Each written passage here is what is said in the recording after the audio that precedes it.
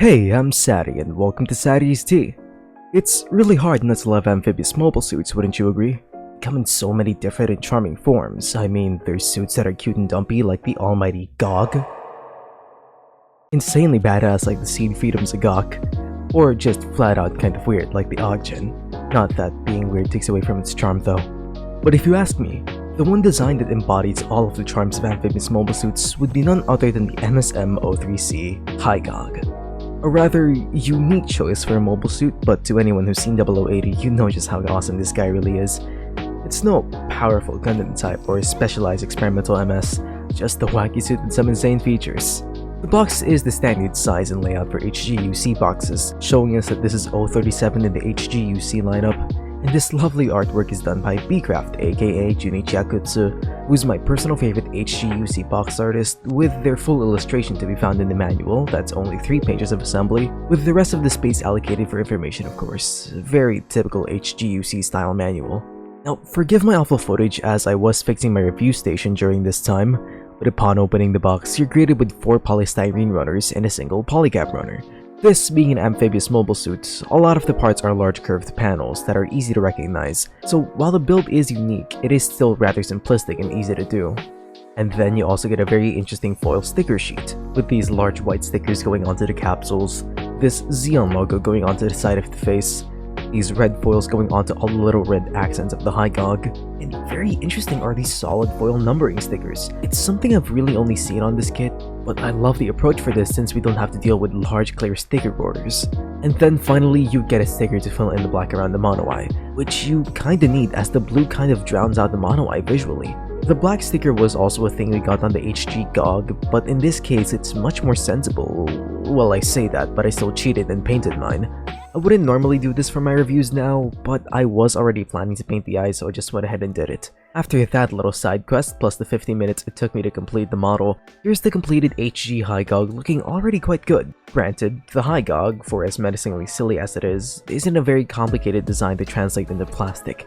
But I gotta give props to the designers. Besides the little bits of missing colors that you can use stickers on or paint for a more complete look, and a small handful of seam lines that were kind of unavoidable as the MS is mostly made of curved parts, this HG kit is very well made and is quite display ready right out of the box. The baby blues, the grays, the orange of the backpack, and the black for the claws is already a decent color scheme. And the only front-facing seam lines on the kit that are present are on the shins, forearms, and this split between the funky clamshell body.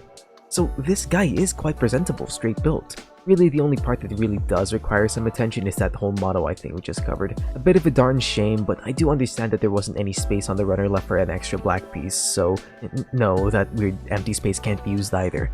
But something I glossed over heavily during that segment is that, yes, the mono eye is actually a separate clear piece. This is one of the only HGUC kits along with the Hy-Gogg-E and the Zog to have this feature.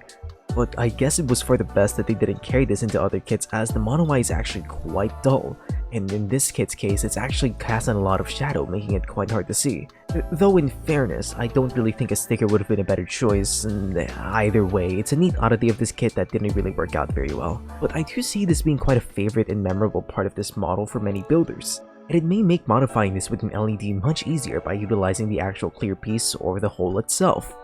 Actually, that's something I kind of want to give praise to this model for. Compatibility with LED mods isn't the usual point of interest you'd hear from reviews, but I think this kit is actually a great option for if you're looking to experiment with installing LED onto model kits. Taking a look at the inside of the Hy-Gogg's body by opening the funky clamshell I just talked about, you can see that it's actually mostly hollow spaces on the inside, which is perfect for wires. Especially as a lot of the segments you'd probably want lit up are connected close to the body. I'm mainly bringing this up because I know a lot of modelers really want to try lighting up their model kits, but are too afraid to try it as admittedly, wire management is quite tricky.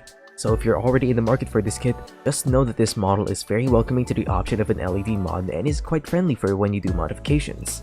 Although I give this part praise, I will say that I can see this being a bit of an annoyance as having a molded separate mono eye like this means there's no movement on it, and simply slapping a sticker on the side won't work either.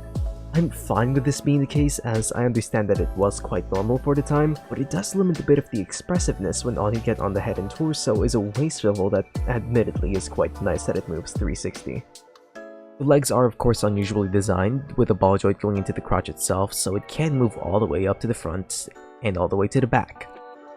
This armor piece slightly moves up and down to make way for movement, which aids for when you bring out the legs max of this much, which is helped by this thigh ball joint. That ball joint also allows for a thigh swivel until both armor pieces crash into each other. The thigh armor is also on a slight forwards and backwards hinge to make way for the knee bend that with the help of the thigh ball joint can get a little onto 90 degrees, which sounds kind of bad but it does work well on the stumpy leg design. The foot is on a hinged ball socket so it can move forwards this much, backwards this much, and the rocker that moves inwards. Each of these toes can move downwards, but that's more important for later. On the bottom of these toes are actually details and not just plastic supports. Very nice attention to detail from the designers, and I recommend painting it up to look real good. The star of the show is definitely the arms, which can rotate a full 360 on its shoulder peg. Shoulder binders can move very far down, but that's also for something else. And the arms do go out 90 degrees. Bicep swivel. And each one of these arm segments have a ball joint so they can bend close to 180 degrees. Can slightly rotate and move side to side. The very bottom segment has a hinge downwards, there's a rotation at the forearm, and then another downwards hinge at the forearm itself. Oh, when taking a slight detour, I want to highlight just how cleverly designed these hands are. The sandwiching of these two pieces that form the cylindrical hands actually locks all the fingers together, with this cover here keeping the bottom fingers in place, and the edge of the socket of the bottom fingers is what keeps the thumb in place. It's a surprisingly simple solution to what could have been an annoying problem, but there's no problem to be found and I'm thoroughly impressed in all honesty. Anyway, since all the fingers are on ball joints, they can move out this much, and if you bring them all together, it's actually a weapon. Slight side-to-side movement, and unintentionally a swivel. Okay, that is a bit of a problem. These fingers are quite easy to get misaligned. In general though, the Hy-Gogg, very expressive and very dynamic. The range of movement for this kit allows for plenty of posing options, both menacing and funny as we all tend to do with such an unusual design. My only real gripe is that the ball joints on the thighs and hips may be a bit of an annoyance for handling, as they don't really support the MS too well, but it does the job well enough to keep the model standing. Just don't pose this guy in anything ultra extreme and you should be fine. Though I do recommend tightening up most of the joints. Those massive arms are gonna do a number on those polycaps. I would show you a more deconstructed form of the kit, but in all honesty, the uniqueness of the build makes this not a very easy model to use for kit bashes, as while it does use a standard polycap runner, a lot of the joints are rather unorthodox, so basic connections won't be as simple to do. Not that I'm discouraging anyone from using this guy for kit bashes, it's just that you're gonna have to have more knowledge and skills if you want to use this kit. Best I can really do without doing any major modifications is plugging the HGUC037 claws onto this guys, which I adore. Though what these holes are actually used for are the very few accessories that this model actually does come with. Specifically, the two torpedoes that go into either hand via 2mm peg. And the inside is a polycap, so loose fits aren't going to be a problem anytime soon. And that's about it for weaponry. The Hy-Gogg has most of its offensive capabilities built in already, so you don't really need this guy to carry much for combat.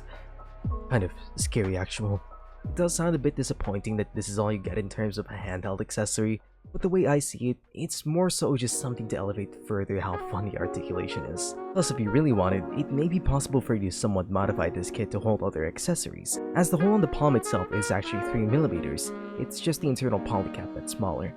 The other pair of accessories that you do get for the kit on the other hand are these storage capsules. They're two parts and it's mostly hollow inside to fit the arms. To attach it onto the Hy-Gogg, first you remove the cover on the back of the hands that come off very easily. Then you detach the hands themselves. The forearm then goes in between the two capsule parts, making sure it's oriented right with that straight edge facing the front of the MS. The Hy-Gogg looks great with these capsules on like this, as it is quite menacing and eye-catching with its sense of mystique. But of course the capsule's main usage is for when the Hy-Gogg is in its cruising mode. First you have to remove the forearm on its peg, then remove the arms on its bicep joint. Then you place the forearm peg into the shoulder socket. Then finally just flip down the shoulder binders and toes and you'll be left with a cruising mode that would look even better in simulated movement, but unfortunately this kit doesn't have any form of action-based compatibility as it was made before a time where that was standardized. But that doesn't mean this mode is useless though. It is actually quite useful for collectors with a tight display, as the Hy-Gogg is actually quite the space invader. With the legs fully stretched out, the Hy-Gogg stands at a little under 11 cm, so it does check out as 1/144 scale. But get this, the wingspan of these binders are 20 cm long, and its side profile with that scarily thin piece at the back is also 11 cm. And from bicep to fingertip, these arms are 16 cm long as well. So this kit does have a lot of shelf presence, but it's because it eats up your shelf space like crazy with no remorse. For size comparisons, of course there's the Figma Styles female body Chiaki, the Furyu Takaradarika, and the Sega PM figure Mamako Osuki as the regulars of this channel. And as for with high-grade kits, of course we have to compare it next to other amphibious suits. I don't have the Zaineski E as of yet, but I do have the 019 Char Zaineski, and this guy's predecessor, the 008 Almighty Gogg. And as a War in the Pocket MS, we of course have to compare it with the other kits from that OVA that I currently have. My custom 047 NT1 Alex, 087 Zakukai, and the 089 Camphor. I don't have myself a Cold Districts gym just yet sadly, nor have I built any of my gym commands or that Galguk Jaeger I got that same week as this kit, so those are gonna have to wait for now. Honestly, I was tossing up between which of these two kits I was gonna build first, and well, with the amount of praise I've been giving to this kit, it's clear that I just really love this model. Easily something I'd recommend to anyone really. This kit just has something for everyone to love. It's charmingly goofy yet genuinely awesome and edgy, but in the best way possible. No matter what reasoning you have for being interested in the Hy-Gogg, it's sure to satisfy with its unique appealing looks, fascinating yet fun build, and a very cheap price of entry. There's very little to complain about this model kit. Okay, maybe the mono eye was a bit of a jump scare, but I didn't say it was perfect. And that about sums up my thoughts on the HG Hy-Gogg. A kit I don't see get talked about much, but one that is just so neat that it becomes a favorite for many. Looking at URC's Gumblaw. Anyways, that's it for this video. If you'd like to support what we do here on Sadi, consider giving this video a like, and subscribing to the channel so you don't miss out on our latest uploads. Or you can check out my social media sites for earlier updates. All support is very much welcome. Thanks so much for watching this video all the way through, and I'll see you all in the next review, which I'll tell you guys now is the HG0 Plus. Look forward to that.